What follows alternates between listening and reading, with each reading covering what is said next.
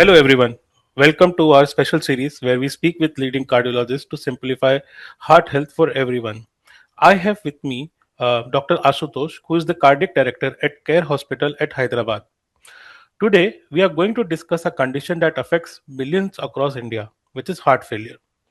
And to help us better understand, Doctor is over here who will actually, with his help, we will be demystifying what actually is heart failure. Sir, so basically, the term heart failure sounds quite scary, and many people think that it means that heart has stopped working. Could you please explain in detail what heart failure actually is? So, Amit ji, it is in our medical science, most of the terminology, either it is a heart block or heart failure, the terminology is always a misleading.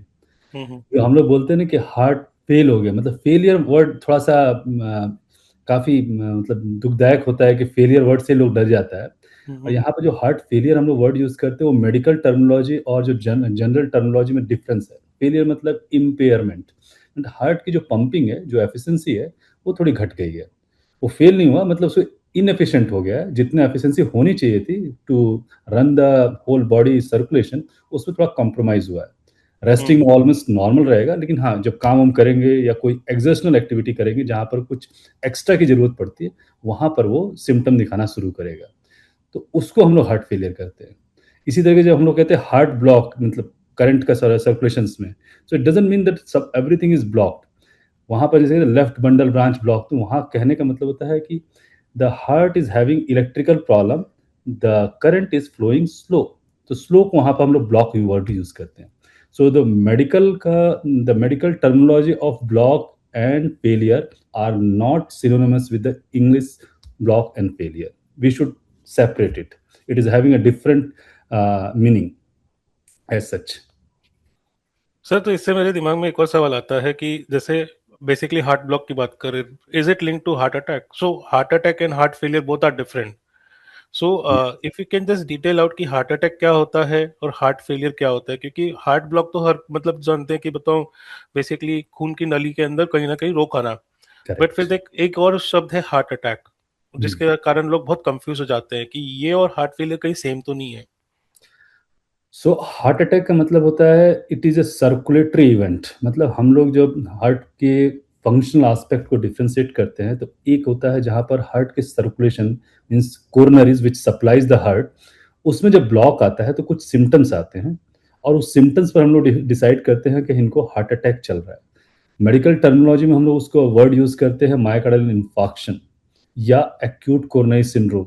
Acute coronary syndrome जो होता है उसके variants हो जाते हैं, it is unstable angina, non ST elevation MI और ST elevation MI, but all are basically a circulatory event. मतलब heart की सर्कुलेशन में कुछ प्रॉब्लम्स आ रही हैं जिसके कारण सिम्टम इवॉल्व हो रहे हैं, और जब ये एक्यूट होता है तब हम लोग कहते हैं हार्ट अटैक। हो सकता है किसी आदमी में ब्लॉक्स हो, वो सिम्टम्स ना भी दें, तो वहाँ पर हम लोग इसको, या सिम्टम्स भी बहुत सटल हो, मतलब चलने पर पेन आना, फिर बैठने पर खत्म हो जाना, जिसको हम लोग एंजाइना कहते हैं।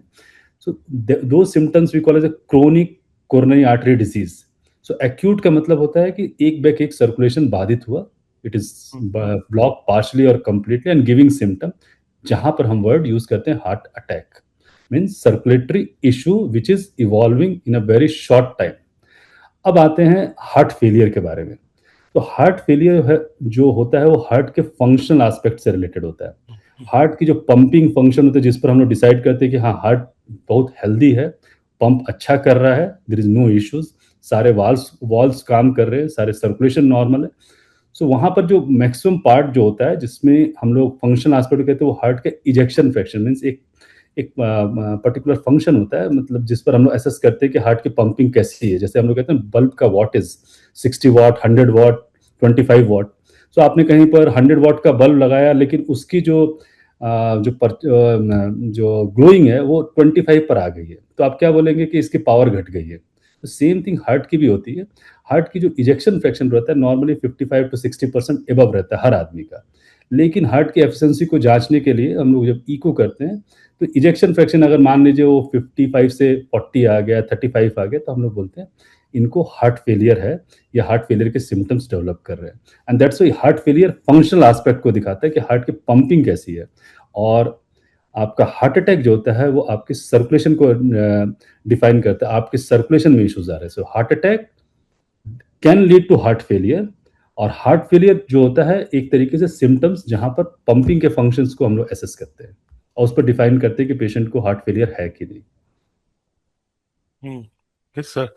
सर एक और चीज आई है कि आजकल के स्टडीज ये बता रखा है कि हार्ट फेलियर जो है इंडिया में it is happening a decade earlier अपने वेस्ट काउंटर पार्ट से। यस। इसका कारण क्या है?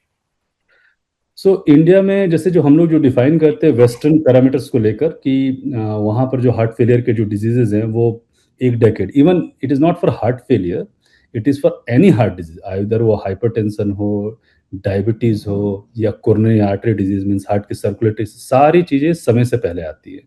हम्म। और उसका जो इम्पोर्टेंट एस्पेक्ट है कि हम लोगों का जो लाइफस्टाइल है और जो थोड़ा बहुत जेनेटिक्स, उन दोनों का जो है ना मेल जोल हम लोगों के इन्वायरमेंट में, जिस तरीके से हम लोगों ने वेस्टर्न लाइफस्टाइल को लिया, सेडेंटरी लाइफस्टाइल को लिया, it is not very conducive. उनके इन्वायरमेंट और हमारे इन्वायरमेंट में डिफरेंट है, इवन हम लोगों की जेनेटिक्स भी डिफरेंट है।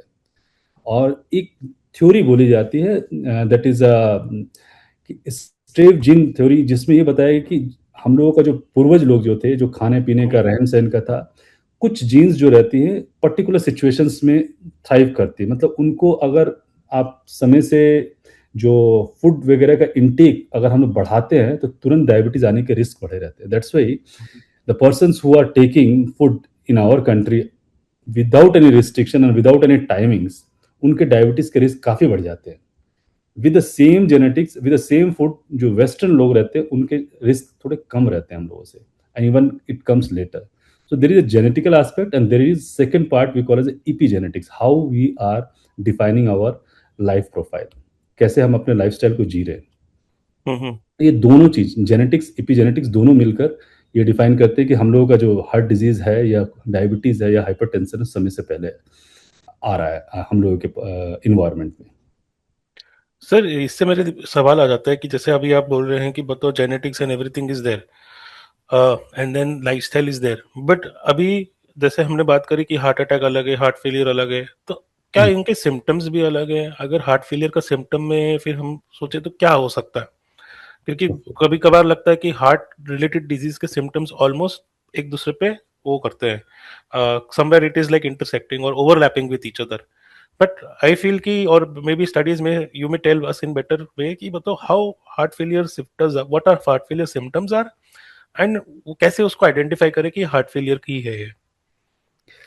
सो coming to the first heart attack, और ये कह सकते हैं सर्कुलेटरी इश्यूज के, हम्म। जो सर्कुलेटरी इशू जब भी मतलब सर्कुलेटरी मतलब हार्ट के खून की जो पाइप्स रहती है जिसको हम लोग हम्म। कोरोनरी आर्टरी कहते हैं, hmm. If it is getting block और it is getting compromised, either muscles mass बढ़ गया या सर्कुलेशन में कोई ब्लॉक आ गया, तो हम्म। उसमें एक इंपॉर्टेंट सिम्टम आता है जिसको कहते हैं चेस्ट पेन। अब हम्म। चेस्ट पेन का भी एक पर्टिकुलर करेक्टर रहता है। वो चेस्ट पेन ऐसा होगा कि जैसे आपके सीने पर किसी ने वजन रख दिया है और वो ऐसा लगेगा भारीपन, और वो भारीपन ऐसा होगा कि जब जब आप वॉक करेंगे तो बढ़ेगा, the time you sit down it will come down, उसका इंटेंसिटी घट जाएगा, फिर आप वॉक करने की कोशिश कीजिए फिर बढ़ेगा।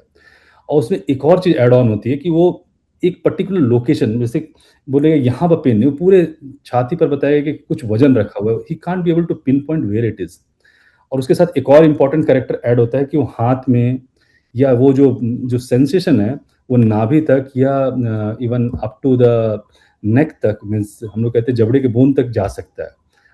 सेंसेशन ऐसा रहेगा कि जैसे जो छाती पे जो फील करे same sensation he is feeling और शी इज फीलिंग, वॉकिंग के टाइम बढ़ेगा, बैठने पे घट जाएगा। अगर ये सिम्टम्स हो रहा है अनटिल प्रूव्ड अदरवाइज, इसको कहते हैं कि ये आपके हार्ट के सर्कुलेशन का इश्यूज है, मतलब हार्ट में हम्म। ब्लॉक्स आ रही है। और ये जब अचानक स्टार्ट हो रहा है, एक्यूट वर्ड जब हम लोग कहते हैं कि अचानक स्टार्ट हो गया, जो सेंसेशन आने लगा और उसके साथ स्वेटिंग होने लगी या उसके साथ आपको ब्रेथलेसनेस मतलब सांस फूलना स्टार्ट हो गया, तो ये माना जाता है कि हार्ट अटैक स्टार्ट हो चुका है। And immediately that time you have to reach to the nearest centre, ECG, echo, trop T और जो टेस्ट है तो उससे सारी चीज़ें कंफर्म कर दी जाती है कि हाँ आपको हार्ट अटैक चल रहा है, और उसका तुरंत ट्रीटमेंट जो होता है मेडिसिन दे के एंजियोप्लास्टी करना। और जहाँ एंजियोप्लास्टी की कैपेसिटी नहीं रहती है, सुविधा नहीं रहती, वहाँ पर हम लोग थ्रोम्बोलाइसिस करते हैं। Now coming to the second part, breathless, second part that heart failure. So heart जब फेल करेगा मतलब उसकी फंक्शनल एस्पेक्ट जब कॉम्प्रोमाइज़ होगी, मतलब एफिशिएंसी कम होगी, तो जो पहला सिम्पटम आता है, वो बोलेगा कि हम लोगों को काम जो पहले जो 2 किलोमीटर चलते थे, अब 2 किलोमीटर में उनका स्ट्रगल स्टार्ट हो गया, मतलब हुँ, हुँ। साँस फूलना शुरू हो गया। कुछ लोग बोलेंगे कि हम लोग चलने का पेस कम करते तो ठीक है, लेकिन जैसे ही पेस को बढ़ाते हैं तो साँस फूलना शुरू हो जाता है। हुँ, हुँ। सीढ़ियाँ जो आराम से चढ़ जा रहे थे, 1 तल्ला 2 तल्ला, दे विल से कि अब वो उसमें साँस फूलना शुरू हो गया। और ये सारी चीज़ें सेम वेट मतलब वज़न नहीं बढ़ा, लेकिन उनकी जो कैपेसिटी थी ओवर द टाइम घटती चली गई। पहले 3 किलोमीटर फिर 2 किलोमीटर, अब बोलते हैं कि 1 किलोमीटर भी चला नहीं जा रहा। चलते ही थकावट हो जाती है, साँस फूलने लगता है। बैठते ही सब कुछ ठीक हो जाता है। ये एक मतलब क्लियर कट सिम्पटम है कि आपका हार्ट में कोई फंक्शन एस्पेक्ट में उसके पंपिंग में कुछ प्रॉब्लम्स आ रहे हैं। दूसरा रहता है कि वेट गेन, पैर का सूजन, और इम्पोर्टेंट जो इनिशियल मतलब काफ़ी स्टार्टिंग में रहते हैं कि उनकी भूख लगना, वो भूख लगना थोड़ा कम होगा, पेट में हमेशा लगेगा वज़न-वज़न रखा हुआ है, थोड़ा-सा खाना खाने के बाद लगेगा कि नहीं अब खाना बंद कर दें। और रात के टाइम में उठ के यूरिनेशन मतलब बार-बार यूरिन जाना, डे टाइम में उतना नहीं है, लेकिन रात में उठ-उठ के जाते हैं। इसको हम लोग कहते हैं nocturia. Means hmm, hmm. Nocturia, loss of appetite, easy fatigability, जो काम करने में पहले मज़ा लेते थे या जिनको आराम से कर पाते थे, अब उसी में उनको स्ट्रगल होने लगा। उसके बाद साँस फूलना और उसके बाद पैर का सूजन आना। ये सारे सिम्पटम्स जो हैं क्लियर कट डिमार्क करते हैं कि आपके हार्ट के पंपिंग के इश्यूज़ है, and it um, should um. Be checked by a cardiologist. Echo करके उसको कंफर्म किया जाता है कि हार्ट की पंपिंग इनकी वीक है कि नहीं है और उसके कारण क्या है। कुछ चीज़ों में ये रिस्पिरेशन वाले मतलब आपके लंग्स के प्रॉब्लम में भी ठीक इसी तरीके के सिम्पटम्स आएँगे। लेकिन दोनों में थोड़ा-सा डिफरेंशिएशन रहता है कि रिस्पिरेशन मतलब लंग्स के कारण जो साँस फूलेगा उसमें खाँसी का कंपोनेंट बहुत इम्पोर्टेंट रहता है। खाँसी पहले रहेगी, अस्थमा की हिस्ट्री क्लियर कट या तो फैमिली में रन कर रही होगी या उनका होगा कि कभी भी एक्सपोज़र होता था तो उनका साँस फूलना शुरू होगा। और व्हीज़िंग टाइप साउंड आना स्टार्ट आता है बहुत लोगों में, कि वो व्हीज़ होगा उसके बाद ही साँस फूलने लगता है। वेट गेन यूजुअली उन लोगों में इम्पोर्टेंट नहीं रहता, पैर में सूजन इतना जल्दी नहीं आता अनलेस वो लंग्स की प्रॉब्लम बहुत लॉन्ग स्टैंडिंग हो। डायबिटिक और एल्डरली पेशेंट में थोड़ा-सा डिफरेंस रहता है इसमें। जो हुँ, साँस हुँ। फूलने वाला कंपोनेंट रहता है जिसको हम लोग कभी-कभी यूज़ करते हैं एंजाइना इक्विवेलेंट। हुँ, हुँ। यहाँ पे क्या होता है कि डायबिटिक पेशेंट जिन लोगों में सीने में भारीपन ना होके, वो बोलेंगे चलने में थकावट या सीने में भारीपन आ जा रहा है हुँ, हुँ। और बैठते ही ठीक हो जा रहा है। तो ये एक तरीके का हार्ट के सर्कुलेशन का इश्यूज़ में माना जाता है। हुँ, हुँ। तो क्लियर कट जो हम लोग नॉन डायबिटिक एल्डरली जो पेशेंट्स रहते हैं उसमें तो एंजाइना वाला कंप्लेंट में छाती में दर्द होना या भारीपन आना।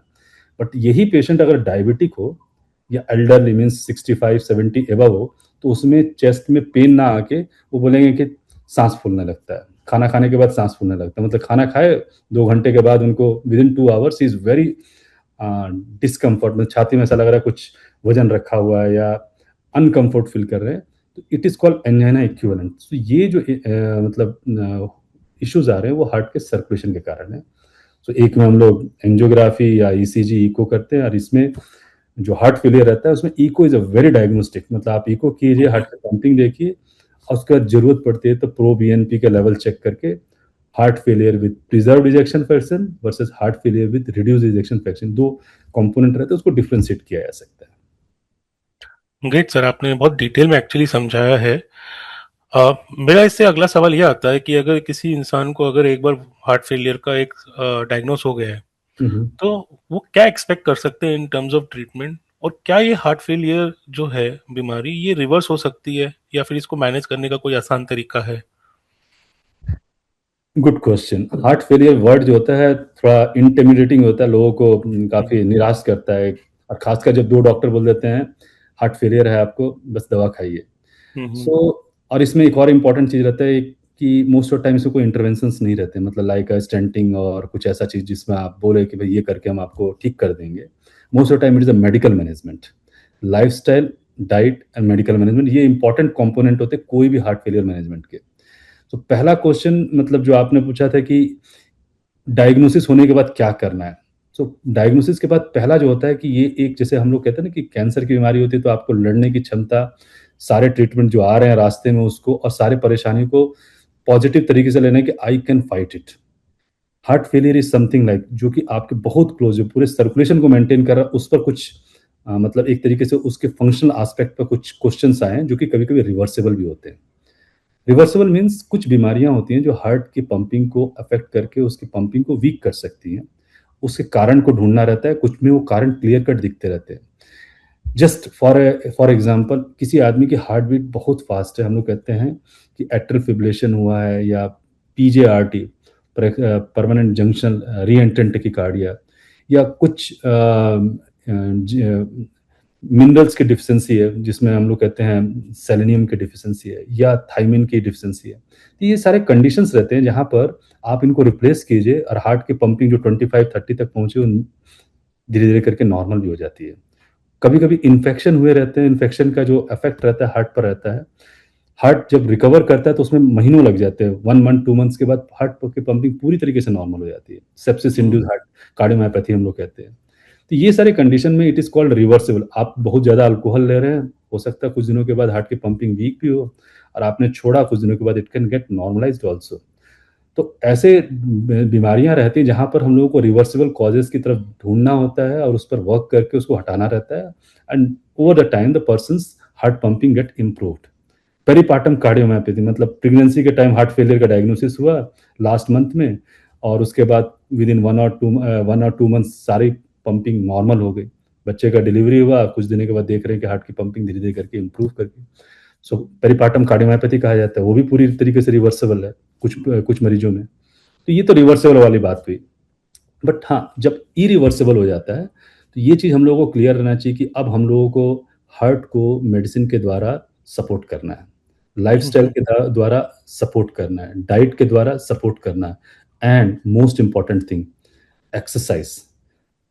एक्सरसाइज़ करने से आपके हार्ट की पंपिंग मेंटेन होती है, बेटर होती है और मोस्ट इम्पोर्टेंट, इससे भी ज़्यादा इम्पोर्टेंट माइंडसेट। हुँ, हुँ। पॉजिटिव माइंडसेट आपके हार्ट को हेल्प करती है, जो पंपिंग है उसको मेंटेन करती है और कभी-कभी उसको इम्प्रूव भी करती है। नेगेटिव माइंडसेट जब स्टार्ट होता है तो हार्ट पे एक तरीके से एडिशनल बोझ आता है। उसके कारण जो पंपिंग जो बढ़नी भी चाहिए या बेटर होनी चाहिए over the time with the medicine, वो भी कभी-कभी नहीं आता है।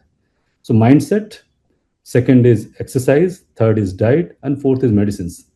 और एक गुड टीम सपोर्ट जो कि फैमिली से स्टार्ट होकर डॉक्टर तक और नर्सेस और वी कैन से पैरामेडिक्स सभी का उसमें रोल रहता है। So it is a team approach जिसमें फैमिली इज़ इम्पोर्टेंट कंपोनेंट, जिसको उन लोगों को नेग्लेक्ट नहीं करना होता कि हाँ, ये इसमें फैमिली सपोर्ट की ज़रूरत नहीं है, इसमें फैमिली सपोर्ट की बहुत ज़रूरत होती है। So it is a thank you. Job. Yes sir. Thank you doctor. मेरा इससे एक सवाल ये आता है क्योंकि कभी भी मतलब मैंने बहुत सारे इंसिडेंसेस भी देखे हैं कि लोग काफ़ी है ना इसको निग्लेक्ट करते हैं अपने हार्ट के बीमारियों को, या स्पेसिफिकली हार्ट फेलियर जैसे आप बोले कि तो ये काफ़ी डिफरेंट है रेदर देन अदर जो हमारी बीमारियां हैं हार्ट से रिलेटेड। तो सर इसके अंदर कौन से ऐसे लक्षण हैं दैट लोगों को ध्यान देना चाहिए और जैसे ही अगर वो आए वो हुँ, तुरंत उनको हॉस्पिटल जाना चाहिए? जैसे अभी हार्ट अटैक है, हार्ट अटैक के हुँ। भी सर काफ़ी मतलब जानकारी है लोगों को, काफ़ी बताओ उसके बारे में बात करी जाती है। बट हार्ट फेलियर है, अभी हार्ट फेलियर में कौन-सी ऐसी कुछ चीज़ें हैं जो ध्यान देनी चाहिए और अगर वो हुई, तो तुरंत आपको हॉस्पिटल जाना चाहिए उसके लिए? Good question. सो यहाँ पर पहला चीज़ है अगर डायग्नोसिस हो चुका है और एस्टेब्लिश हो चुका है मतलब हार्ट की हुँ, हुँ। पंपिंग वीक है, जिसमें हम लोग कहते हैं इजेक्शन फ्रैक्शन लो है और ये एक टाइम बाउंड तरीके से मतलब रिपीटेडली किया जा रहा है, उससे कुछ फाइंडिंग्स मिली और उस पर हम लोगों ने कंफर्म कर लिया कि इनको हार्ट फेलियर है। तो हम लोग हर में से मतलब एटलीस्ट हम लोग अपने पेशेंट्स को ये बताते हैं कि नाउ द जर्नी स्टार्ट्स। इसमें ये सारे सिम्पटम्स पर आपको हमेशा ध्यान रखना है। नंबर 1 लॉस ऑफ एपेटाइट जो हमने बताया था कि अब भूख नहीं लग रही है, आपको पेट में एक जैसे खाते ही मतलब आप ज़्यादा नहीं खा पा रहे, जो पहले ईज़िली खा लेते थे, अब पेट में हमेशा लगता है कि गैस बनना स्टार्ट हो गई, कुछ भी खा रहे हैं। तीसरा होता है वेट गेन, वज़न बढ़ना स्टार्ट हुआ। चौथा होता है पैर में सूजन आना। ये चारों में से कोई सिम्पटम्स आना स्टार्ट हो चुके हैं, तो आपको अलर्ट रहना है। लेकिन एक सिम्पटम रहता है जहाँ पर हम लोग बोलते हैं कि आपको तुरंत रिपोर्ट करना चाहिए कार्डियोलॉजिस्ट को और if needed you should directly get to the emergency also and that is orthopnoea मतलब सोने के टाइम में आपको साँस फूलना स्टार्ट हुआ, बैठने में सब कुछ ठीक है, नंबर 1। ये सिम्पटम से पहले एक और सिम्पटम आता है जिसको कहते हैं पीएनडी, पैरोक्सिस्मल नॉकटर्नल डिस्निया। इसमें क्या होता है कि पेशेंट सोने गया, within half an hour to 1 hour वो गहरी नींद में नहीं गया, उससे पहले ही उठ के बैठ गया Mhm. पेंट अप कर रहे हैं, साँस फूलने लगा है इतना ज़ोर-ज़ोर से कि उसको कम से कम 10 से 15 मिनट लगता है अपने आप को नॉर्मल करने के लिए, और कभी-कभी उसको खिड़की खोल के बाहर की हवा को लेना पड़ता है। ये एकदम टिपिकल पिक्चर होता है, जिनके हार्ट के पंपिंग वीक होते हैं, उसमें ये सिम्पटम कभी-कभी इग्नोर भी कर दिया जाता है कि अच्छा रात में कुछ शायद सपना देखे होंगे, इसलिए उठ के बैठ गए हैं और साँस फूल रहा है या कुछ मानसिक तनाव आ गया है। बट पीएनडी जो एक सिम्पटम होता है, जहाँ पर आप एक बैक एक सफोकेशन फ़ील करते हैं, नींद से उठ के बैठने की कोशिश करते हैं, फिर खिड़की तरफ जाके साँस लेने की कोशिश करते हैं, जिसमें 15 से 20 मिनट के बाद आप रिलैक्स फ़ील करते हैं, फिर आप सोएँगे, हो सकता है overnight you will be feeling comfortable. तो यहाँ पर ये अगर सिम्पटम आ गया है और पहले अगर डायग्नोज़ नहीं था हार्ट फेलियर, तो हार्ट फेलियर का डायग्नोसिस को चेक करना चाहिए, और यहाँ पर मेडिसिन को इंटेंसिफ़ाई करने की भी ज़रूरत पड़ती है।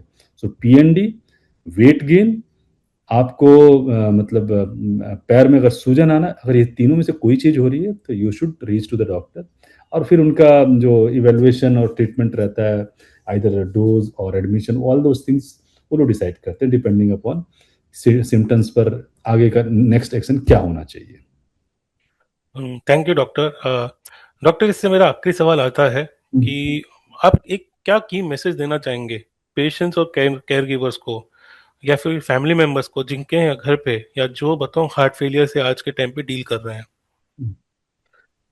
सो हार्ट फेलियर जो है एक ऐसी बीमारी जो कि लॉन्ग जर्नी होती है ना, तीर्थ यात्रा जैसा लोग करता है कि भाई एक जगह पर जाना है, जगह पर जाने का तो सबका पता रहता है कि we all have to die some time, but the journey should not be cumbersome, इसलिए आपको सारी चीज़ प्लान करनी होती है। हार्ट फेलियर में भी किस सिम्पटम्स पर हॉस्पिटल जाना है, किस सिम्पटम पर डॉक्टर को कांटेक्ट करना है ओपीडी में, और क्या-क्या मेडिसिन लेनी है, कब मेडिसिन को हम लोगों को मतलब चेंज करना है या इसके बारे में कंसल्ट करके ऐड ऑन करना है। तो वो जो जर्नी होती है वो पेशेंट, केयर गिवर, मतलब जो उनके साथ एसोसिएटेड लोग हैं, जो कि जिसमें family is a very important component. जो भी एक बंदा या बंदी उनके फैमिली में उनके साथ स्टे कर, they should be knowing what are the drug he is taking, what is the diagnosis, last follow-up क्या हुआ है, उनकी ईसीजी लास्ट टाइम कब हुई थी और इको कब हुई है। ये इन्फॉर्मेशन आपको इमरजेंसी के टाइम में काफ़ी हेल्प करता है इनिशियल ट्रीटमेंट देने में, और उसका ट्रीटमेंट को एस्केलेट या डी-एस्केलेट करने में, depending upon the need. Journey में ये बता दिया जाता है हम लोगों को कि पेशेंट को हॉस्पिटलाइज़ेशन की कभी-कभी नीड आ सकती है। हो सकता है साल में 1 बार या 2 बार ऐसा हो सकता है कंडीशन, जहाँ हम लोग जो ओरल मेडिसिन्स दे रहे हैं, it may not work and you have to rush to the hospital to get IV medication to tide over that situation. हम लोग कहते हैं वर्सनिंग ऑफ हार्ट फेलियर, वो भी होने के चांसेस बने रहते हैं। हम्म, हम्म, लेकिन कुछ हम्म, मरीजों में हम लोगों ने ऐसा देखा कि even 5 to 7 year they have not been hospitalized even after diagnosis of heart failure, where the pumping is around 20-25 also, if they are very strict in the diet, exercise and medications, and important mindset कि हम इससे लड़ेंगे, जो कुछ होगा I will look after, तो वो important हो जाता है। एंड फाइनली जर्नी में, as you know, every patient is a totally having a different pathway. Doctor भी, सब पेशेंट, सेम डॉक्टर 4 पेशेंट के साथ डिफरेंट पाथवे के साथ आता है। किसी में वही मेडिसिन बहुत अच्छा काम करती है, किसी में वो मेडिसिन नहीं भी काम करती है, या उसका रिस्पॉन्स सब ऑप्टिमल होता है। अब किसी-किसी में ऐसा भी रहता है कि कुछ ऐसी चीज़ें मिलती हैं जहाँ पे हम लोग बोलते हैं कि हाँ, आपको डिवाइस थेरेपी मीन्स सीआरटी वगैरह की, मतलब कार्डियक रीसिंक्रोनाइज़ेशन थेरेपी होती है, उसको भी आप लगाने से कुछ पेशेंट का कोर्स जो होता है बेटर हो जाता है। Even the pumping also get better. So वो हम लोग को डिसाइड करना होता है depending upon the discussion with the patient कि हाँ, आप में इलेक्ट्रिकल प्रॉब्लम्स कुछ दिखे हैं जिसमें आपको एक रेक्टिफाई करने से हार्ट की पंपिंग बेटर हो सकती है। We call as a cardiac resynchronisation therapy. तो उसको भी ऑप्ट करना होता है। We should not have any question that कि ये हम थेरेपी नहीं लेंगे due to that it may not work. यहाँ वर्क से इम्पोर्टेंट होता है पेशेंट के कोर्स को हम लोगों को बेटर करना होता है। Medicine is one part and some time device is the second part, and the third and the final part, अगर पेशेंट बहुत यंग रहता है तो इवन ट्रांसप्लांट तक के भी अगर ऑप्शन मिलते हैं, तो we should go for it. Thank you, Dr. Ashutosh, for giving us a complete insight worsening heart failure और हार्ट अटैक, ये सारी बीमारियों के बारे में और क्या इनके बीच में डिफरेंस है। Sir, let's move to our next segment where we would like to ask you 4 questions, which are quick boosters. Sir, first question, your go-to stress buster after a long day? Usually I go for the running and jogging and sometimes gym also. सो ये एक वे अपने आप को हम twist करें, initially लगता है कि नहीं कर पाएँगे, but after that I feel more stress free.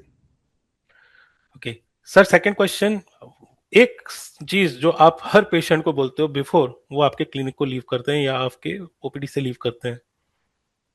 Exercise and fasting. Yes, ये फास्टिंग थोड़ा इज खराब लगेगा समथिंग। सुनने में। आपके हार्ट की आर्टरीज ब्लॉक हो या पंपिंग वीक हो, एक ही रास्ता होता है जिससे माइंड और हार्ट को आप सिंक्रोनाइज करके बेस्ट ऑप्टिमाइज कर सकते हैं, वो है fasting and second is exercise. Both works very well. It is a additional medicine, I say that is a virtual pill for you. If you are taking, आपके heart के problem better होंगे over time. Sir my third question is कि one heart health का quote you live by. दिल धड़कने दो, बस इतना ही हाँ हाँ। बोलेंगे। और उसमें एक चीज याद रखना है हम लोगों को कि हार्ट एक ऐसा स्ट्रक्चर बना है जो 22वें दिन से स्टार्ट करता है इन द मदर्स वomb, और रिलेंटलेसली लाइक ए मदर जिस तरीके काम करती है कि वो अपने आप में भी अगर परेशानी रहे ना, तो बाकी ऑर्गन्स के बारे में पहले सोचती है। तो ये ऑर्गन एक डेडिकेटेड स्ट्रक्चर है जो कि पूरे बॉडी और पूरे ह्यूमैनिटी को रन करता है। इस पर शक नहीं करना चाहिए। शक की जो बीमारी होती है, हमारे हार्ट में कुछ प्रॉब्लम है, ये ठीक से काम नहीं कर, I think that is not correct first of all by the social media. उसमें अगर कोई प्रॉब्लम अगर लगती है तो डायरेक्टली एक डॉक्टर्स को मिलिए, सॉल्व कीजिए, बट सस्पेक्ट मत कीजिए। सर माय नेक्स्ट क्वेश्चन, अगर हम हार्ट को एक सुपर पावर देना चाहें तो वो क्या देंगे? Super power. सुपर पावर देने के लिए एक पॉजिटिव माइंडसेट ही रहता है, और उसको लिए जो होता है ना कि एक्सरसाइज, हमने फिर बोला कि एक्सरसाइज जो होती है उसकी पावर को बढ़ाने के लिए होती है। हम्म। आप जितना एक्सरसाइज करते हैं उससे कोलेटरल सर्कुलेशन बेटर होते हैं। इवन उसकी आर्टरी अगर कभी चोक होती है ना, मेन आर्टरीज, तो ये कोलेटरल सर्कुलेशन उसको बढ़ाते हैं। सो एक्सरसाइज से बेटर कोई गिफ्ट नहीं, but it should be in the graded and monitored way. Sir एक आखिरी सवाल, अगर आपका दिल आपसे बात करेगा तो वो क्या कहेगा आपको? थोड़ा मुश्किल है बोलना, बट हाँ वही बोलेगा कि whatever you have done, you have keep me all the time working and not strain any time. So हम स्ट्रेन वाला पार्ट हमेशा हटाते हैं, जहाँ देखते हैं कि उस पर स्ट्रेन आ रहा है वहाँ पर उसको रिलैक्सेशन देते हैं। So that is the only thing I always keep my heart always healthy. Right now I am 50s, but 50वें साल में भी हमने कभी उस चीज़ पर वो नहीं देखा कि हाँ हमको किसी भी चीज़ का स्ट्रेस लेना है। स्ट्रेस को छोड़ देते हैं। और I feel passion is different and stress is hmm. Different, ये डिफ्रेंसिएशन करना होता है। इसमें थोड़ी सी लक्ष्मण रेखा होती है जिसको लांघने पर हम लोग स्ट्रेस में जाते हैं और उसको एंजॉय करने में पैशन की तरफ रहते हैं। तो you should be always passionate, but you should not be stressful. Thank you sir, and इसी के साथ we close our podcast and to all our viewers on Facebook, Instagram and YouTube, thank you for joining us and watching this podcast related to heart health. सबसे important चीज़ ये ध्यान रखना है कि आपके अगर डॉक्टर ने कोई आपको अगर मेडिसिन दे रखी है तो उसको आप टाइम पे लीजिए, और अगर आपको कोई भी प्रॉब्लम आती है तो आप अपने डॉक्टर से ज़रूर मिलिए और अपने जितनी भी बीमारियां हैं उनका डायग्नोसिस करके उसका प्रॉपर तरीके से इलाज करिए। Thank you doctor Ashutosh for thank you. giving us time and giving us your valuable time to sort of bring this message out of heart failure amongst our audiences. Thank you very much, sir. You are welcome.